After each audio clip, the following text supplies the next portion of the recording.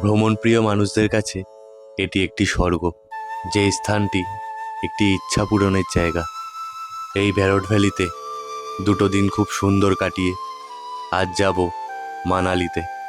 যা এই Barratt valley থেকে পৌঁছাতে সময় লাগবে 7 থেকে 8 ঘন্টা মতন। চলো তবে বেরিয়ে পড়ি মানালির উদ্দেশ্যে। বেরিয়ে পড়লাম এই ব্যারট ভ্যালি থেকে। সময় এখন 8:30 থেকে 9টার মধ্যে। আর এই ভিডিওতে ব্যারট ভ্যালি সম্বন্ধে লাস্ট একটা কথাই বলবো। একটা অপূর্ব সৌন্দর্যতা আর শান্ত পরিবেশের মধ্যে খুবই সুন্দর 2 দিন কাটালাম। আমাদের সকলেরই প্রায় জায়গাটি খুবই সুন্দর লেগেছে। আর সেই কারণে এই ব্যারট ভ্যালিকে ছেড়ে যাওয়ার পথে মনটা খুবই খারাপ হয়ে গেছে সকলের। দূরে পাহাড়ের চূড়ায় বরফের চাদরে মোড়া ভ্যালি, যা এই রাস্তা থেকে যাওয়ার পথে স্পষ্ট দেখা যাচ্ছে পুরো। যা বুঝিয়ে দিল এই পথটা শুধু গন্তব্য না, একটি অভিজ্ঞতার যাত্রা। পেছনে ব্যারট ভ্যালি শান্তি ছেড়ে এগিয়ে চললাম ঠান্ডা হাওয়া মানালির পথে। এই স্থান থেকে মানালির দূরত্ব 154 কিলোমিটার, আর সময় লাগবে 7 থেকে 8 ঘন্টা মতো। সুতরাং আমাদের পৌঁছাতে সন্ধে হয়ে যাবে। আজ আমাদের এই যাত্রায় রাস্তার সৌন্দর্যতার সাথে রয়েছে অসংখ্য প্রজেক্টের কাজ দেখার সৌভাগ্য, আর অসংখ্য টানেল, যার ভিতর থেকে এক পাহাড় থেকে অন্য পাহাড়ে খুবই সহজে চলে যাওয়া যায়। তোমাদের একটা কথা জানিয়ে রাখি, এই মানালি আর ব্যারটের মধ্যে যে রাস্তাটি রয়েছে তার মধ্যে অসংখ্য প্রজেক্টের কাজ চলছে। আর এই কাজগুলো যখন কমপ্লিট হয়ে যাবে, রাস্তা খুবই সুন্দর হয়ে যাবে আর যাতায়াতের পথ অনেকটা সুবিধা হয়ে যাবে। আর ব্যারট থেকে মানালি যাওয়ার পথে মাঝে পড়বে কুল্লু, যা তোমাদের পার করেই যেতে হবে। আর তোমরা চাইলে এই কুল্লুতে একদিন থাকতে পারো। কুল্লুতে থেকে রিভার রাফটিং এবং অন্যান্য অনেক রকমের অ্যাক্টিভিটি করতে পারবে এখানে। আর কুল্লু পৌঁছানোর আগে রাস্তার একধারে দাঁড়িয়ে একটু পাখির চোখে এই জায়গাটিকে দেখে নিলাম, যা আমার কাছে তো অপূর্ব সুন্দর লেগেছে। তোমাদের কেমন লাগলো সেটা অবশ্যই কমেন্ট করে জানিও।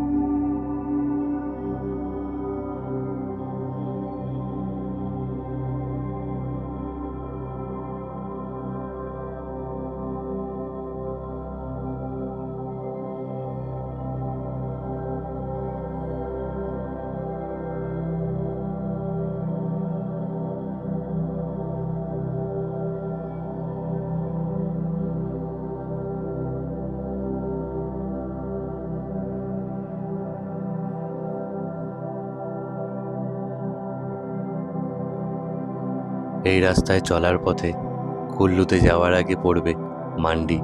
সেই মান্ডি পেরিয়েই পৌঁছাতে হবে আমাদের কুল্লু। মান্ডিও খুবই সুন্দর একটি জায়গা, যেখানে নদীর মাঝে মহাদেবের একটি মন্দির রয়েছে, যা বহু প্রাচীন। এই যাত্রায় আমাদের মান্ডিতে থাকা হবে না, তবে অবশ্যই ইচ্ছা আছে পরবর্তীকালে এই মান্ডি একবার ভ্রমণ করে যাব। আর এই মান্ডি থেকে বেশ কিছুটা পথ পেরিয়ে এসে পৌঁছালাম কুল্লুতে, যেখানে আজকে দুপুরের ডিনারটা সেরে নিলাম। আমার দর্শক বন্ধুদের একটা কথা জানিয়ে রাখি, তোমরা যদি পরবর্তীকালে মানালি বা সিমলার কোনো ট্যুর করছো, বা হিমাচলেরই কোনো জায়গায় যদি অফবিট প্লেস বা হিমাচলের অন্য কোনো স্থানে এই ট্যুরের প্ল্যান করছো, তো তোমাদের একটা কথা বলে রাখি, এখানে কিন্তু খাবারের রেটটা খুবই বেশি। এখানে 7 টাকা দামের একটি ম্যাগি 150 টাকা দিয়েও কিনে খেতে হতে পারে, যার প্রমাণ আমি খোদ নিজে। কুল্লুর রাস্তার ধারে একটা বড় দোকান দেখে দাঁড়িয়ে পড়েছিলাম দুপুরের লাঞ্চটা সেরে নিতে। আর বড় দোকান বলেই হয়তো বড় একটা বিল কেটে দিল আমাদের। সে যাই হোক, এই জায়গা থেকে কিন্তু চারিধারের দৃশ্যটা একেবারে অপূর্ব লাগছে। চারিধারে আপেলের ক্ষেত আর দূরে পাহাড়, সেই বরফের চাদরে মোড়া। ব্যারট থেকে বেরিয়ে কুল্লু পেরিয়ে কিছুটা এগিয়ে মানালি যাওয়ার পথে এখানে একটু দাঁড়িয়েছি চা খাওয়ার জন্য। আর এই জায়গাটা দেখো, শুধু পুরো আপেল ক্ষেত এখানে, আর দূরে পুরো মাউন্টেনের ভিউ পাওয়া যাচ্ছে।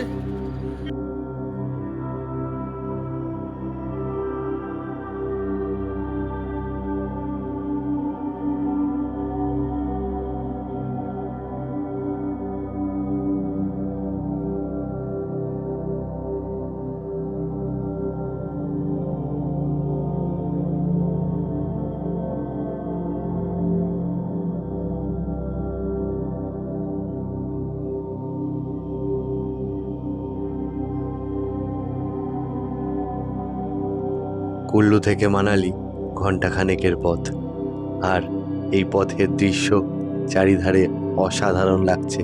পাশ দিয়ে নদী বয়ে যাচ্ছে আমাদের রাস্তার সাথে সাথে, আর এই নদীর সাথেই বেশ কিছুক্ষণ চলতে চলতে এসে পৌঁছে গেলাম মানালিতে। এখন সময় 7টা বাজতে যায়, তবুও আকাশে আলো রয়েছে এখনো এখানে। এই মানালিতে আমাদের হোটেল আগে থেকেই বুক রয়েছে, আর আমাদের হোটেলটি মানালির মেল থেকে একটু উপরে হিড়িম্বা টেম্পেলের কাছে।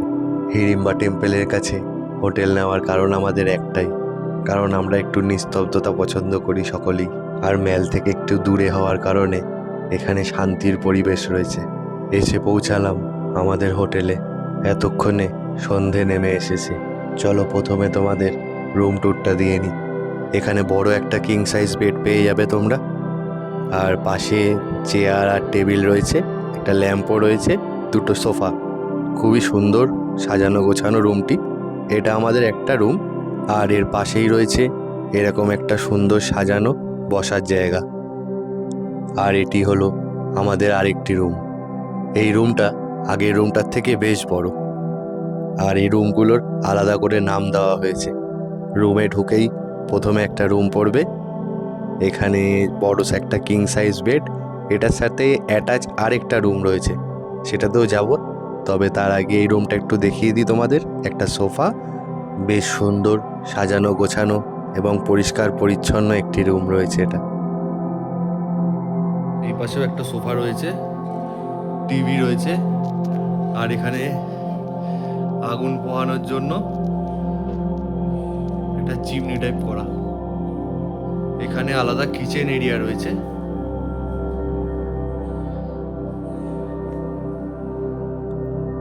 এই রুমটাও বেশ বড় আর সুন্দর সাজানো গোছানো, আর পাশেই রয়েছে একটা বড় সোফা, যেখানে বসে বাইরের অসাধারণ দৃশ্য দেখতে পারবে।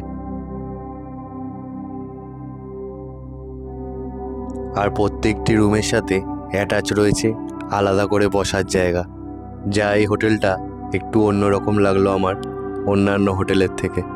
সময় অনেকটাই বয়ে গেছে, সেই কারণে আর সময় নষ্ট না করে কিছুটা সময় এখানে থেকেই বেরিয়ে পড়লাম মেলের উদ্দেশ্যে। আর সেখানে আজকে সন্ধেটা কাটিয়ে কিছু কেনাকাটি করে চলে এলাম আবার রুমে, এবং রাতের ডিনার সেরে আজকের মতন শুয়ে পড়লাম। পরের দিন একেবারে ভোরে উঠে পড়লাম, আর এখান থেকে চোখে পড়ল দূরে পাহাড়ের উপরে বরফ পড়ে রয়েছে অজস্র। এখন উঠে যাওয়ার কারণ আমাদের একটাই, এখন এখান থেকে যাব আঞ্জিনি মহাদেবের উদ্দেশ্যে।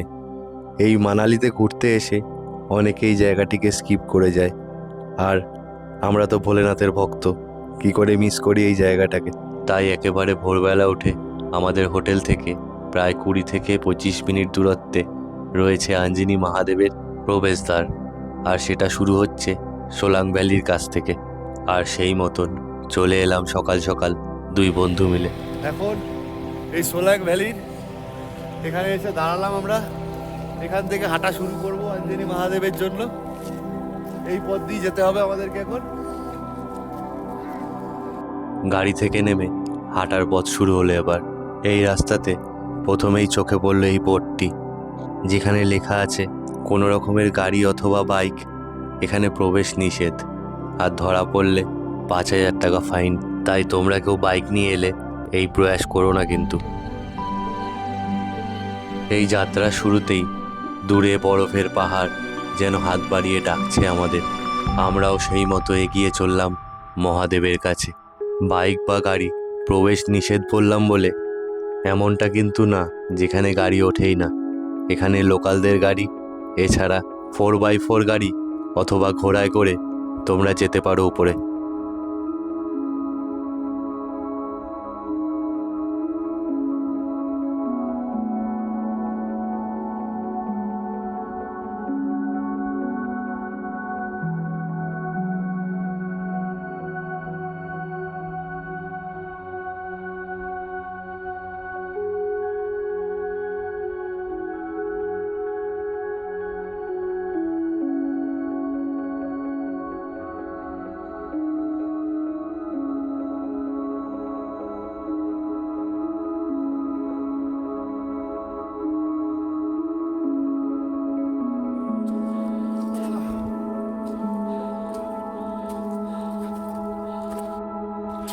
অনেকটা পথ হেঁটে চলে এসেছি, প্রায় 1.5 কিলোমিটার মতো।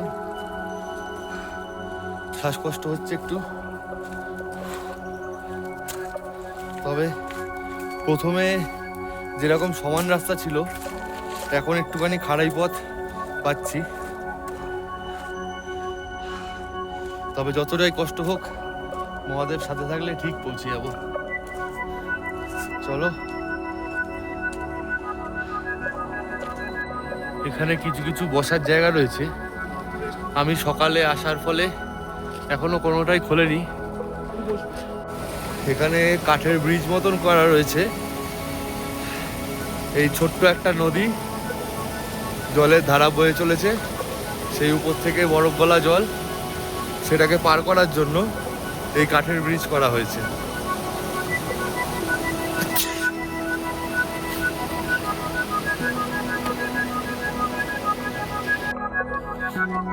নিচ থেকে গাছ নিয়ে এসে এখানে লাগাচ্ছে যাতে অক্সিজেনের পরিমাণটা একটু বেড়ে যায় এখানে। ভাই ये पेड़ नीचे चला है?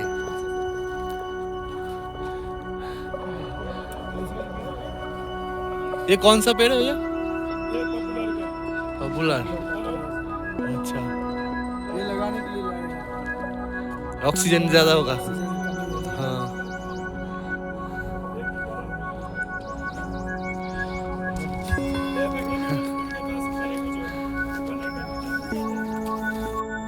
প্রায় অনেকটাই পথ পেরিয়ে চলে এসেছি আমরা, আর জানি না এখনো মনে হয় অনেকটাই পথ বাকি। হেঁটে চলেছি এখনো দুজনে এই পাথরের এবড়ো খেবড়ো রাস্তা দিয়ে।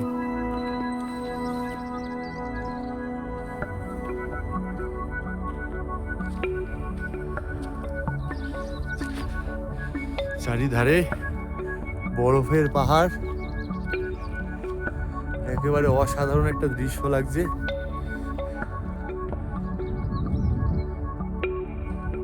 এই জায়গাটা এলাম, এখানে তোমরা রেস্ট নিতে পারো, অনেক বসার জায়গা রয়েছে, দোকানপাট রয়েছে। তবে আমি অনেক সকালে এসেছি, সেই কারণে এখনো দোকানপাট কিছুই খোলেনি।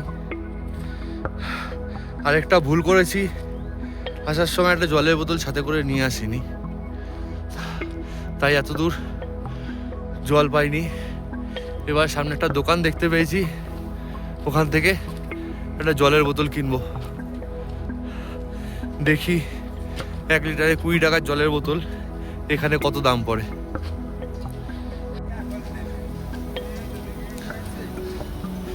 भैया पानी का बोतल दीजिए ना। कितना है पानी का बोतल? 30। और इधर से कितना दूर है? थोड़ा सा 200 मीटर। 200 मीटर के बाद सीढ़ी है। अच्छा, এই জলের বোতলটা এখানে পড়লো 30 টাকা। তবে এত উপরে উঠে এখানে কস্টিংটা অনেকটা বেশি পড়ে যায়। তোমরা যদি কেউ ভাবো 10 টাকা বেশি নিচ্ছে, অনেকটা বেশি নিচ্ছে, আমি বলবো 10 টাকা বেশিটা কিছু না। এর এত উঁচুতে তুলে বিক্রি করছে যে তাদের কস্টিং এবং তাদের কষ্টের দামটা 10 টাকা খুবই কম।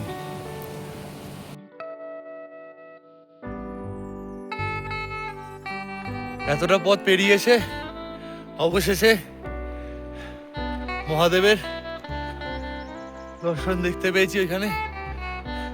এবার শুরু হবে সিঁড়ির পথ, সিঁড়ি দিয়ে উঠতে হবে উপরে। সিঁড়ির ধাপ করা রয়েছে, সেই পথ দিয়ে যেতে হবে। দেখো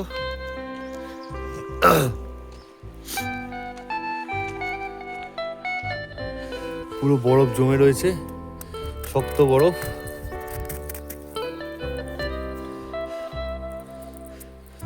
নোংরা, অনেকদিন থাকার ফলে হয়তো নোংরা জমে গেছে।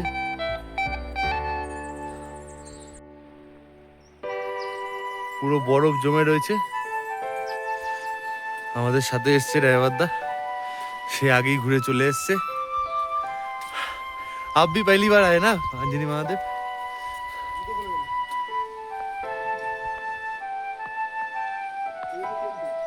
এখানে জুতো খুলে প্রবেশ করতে হবে। যদি ভুল করেও জুতো পরে প্রবেশ করো তবে 500 টাকা ফাইন দিতে হবে। সেই উপর থেকে ঝর্ণা বয়ে চলেছে, একদম পড়ছে মহাদেবের মাথায়। সেটা এখান থেকে দেখা যাচ্ছে না, তবে উপরে গেলে দেখতে পারবো। চলো। हर हर महादेव हर महादेव।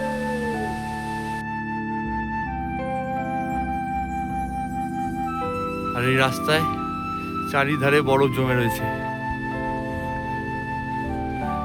এই সিঁড়ির মধ্যেও কিছুটা বরফ পড়ে রয়েছে, বাকি গলে গেছে হয়তো। দারুণ লাগছে দৃশ্যটা।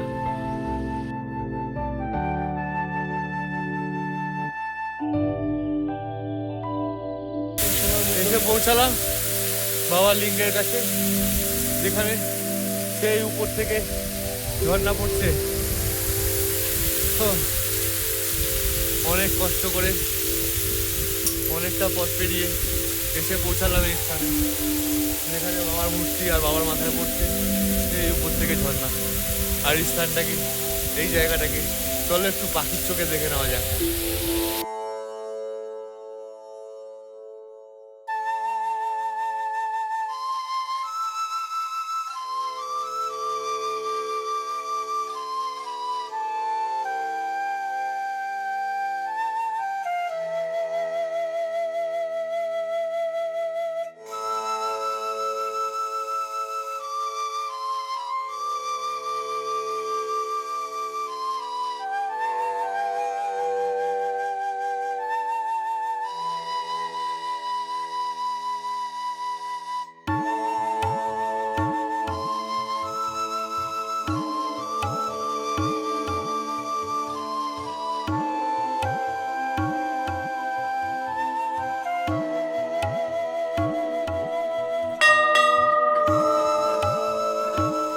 মাতাজির মন্দির রয়েছে। আঞ্জনি মহাদেবে ওঠার আগেই পড়বে এই মন্দিরটি। আর তার পাশে দেখো একেবারে বরফের চাই জমে রয়েছে। অনেকদিন থেকে থাকার ফলে হয়তো এটা নোংরা হয়ে গেছে, তবে বুঝতেই পারছো শীতকালে এখানে কি লেভেলের বরফ পড়ে।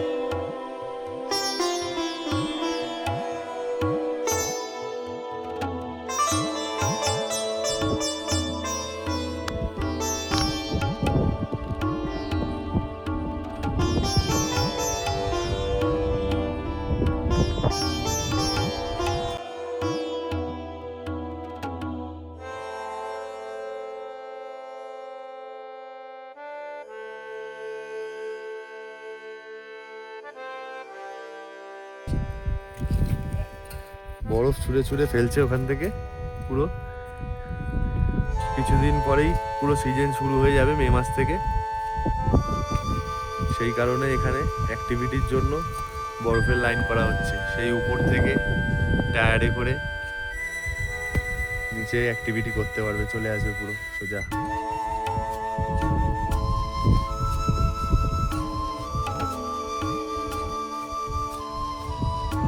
এখানে শাল, টুপি, বিভিন্ন দোকান রয়েছে। हाँ आंटी जी, छोटे बच्चे का ग्लव्स होगा जो बर्फ में पड़ता है? ये वाला नहीं, बर्फ में जो बर्फ वाला।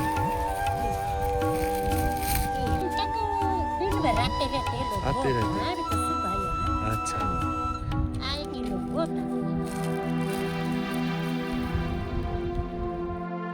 এই আঞ্জনি মহাদেবে তোমরা 4x4 গাড়ি করেও আসতে পারো, অথবা ঘোড়ায় করেও আসতে পারো। ঘোড়া অথবা এই গাড়ির রেট সিজন অনুযায়ী আপ ডাউন হয়। তবে আরেকটা কথা, গাড়িতে যাও অথবা ঘোড়াতে যাও, লাস্ট 5 থেকে 600 মিটার হেঁটেই উঠতে হবে। আর রাস্তাটা একটু ভ্যাবাচ্যাকা আছে, যদি পারো গাইড নিয়ে যেও বা ড্রাইভারকে সাথে করে নিয়ে যেও। চারিধারে পাহাড়ের এরকম অপরূপ দৃশ্য দেখতে দেখতে নিচে নামতে থাকলাম এবার। আর তার সাথে এই অপরূপ দৃশ্য দেখতে দেখতে আজকের ব্লগটা শেষ করব। তবে তার আগে যদি ভিডিওটা ভালো লেগে থাকে অবশ্যই লাইক এবং বন্ধুদের সাথে শেয়ার করতে ভুলো না কিন্তু। আর অবশ্যই চ্যানেলটিকে সাবস্ক্রাইব করে দাও। তো তোমাদের ছোট্ট একটি লাইক আমাকে অনেকটা মোটিভেট করে এই ভিডিও বানানোর জন্য। তাই অবশ্যই লাইক, শেয়ার অ্যান্ড সাবস্ক্রাইবটা করে দিও। তো আজকে এই ভিডিওটা এতটুকু, দেখা হচ্ছে নেক্সট ভিডিওতে।